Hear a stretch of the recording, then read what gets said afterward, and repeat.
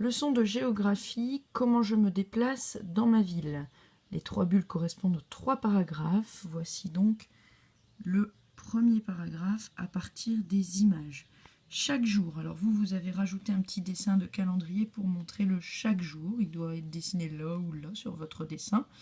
Donc chaque jour, nous nous déplaçons pour aller à l'école, au travail, pour aller au loisir, pour faire les courses. La voiture est le moyen de transport préféré des Français. Pourtant, elle est souvent utilisée pour de courtes distances. La ville est aménagée de sorte à inciter les habitants à utiliser les transports en commun, comme le bus par exemple, qui sont moins polluants que la voiture, puisque pour plusieurs personnes. On passe donc au deuxième paragraphe. Dans les villes, plusieurs modes de transport sont à notre disposition. Le train, le bus, le tram, le taxi, on ne l'a pas dessiné, le métro et le vélo. Vous pourrez rajouter le taxi si vous le souhaitez. Pour circuler, ils utilisent des réseaux souvent interconnectés. Les pôles d'échange, comme les gares, permettent la combinaison de plusieurs modes de transport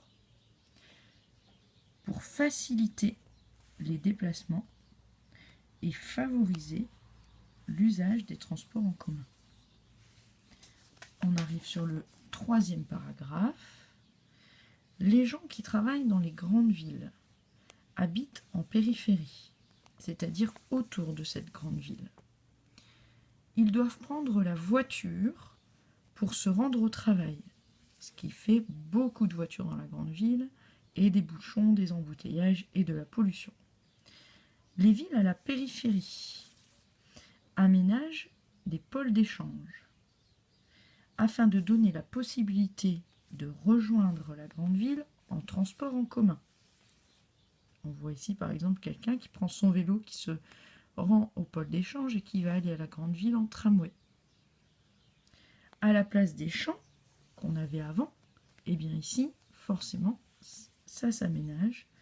Et donc on peut trouver le terminus d'un tramway, un parking relais pour les voitures, un parking de vélo. Et comme il y a du monde qui circule ici, il y a des commerces qui se construisent. Et comme c'est facile d'accès aussi, il y a des hôpitaux qui se construisent. La ville s'étend à la campagne, on parle d'urbanisation ou de périurbanisation.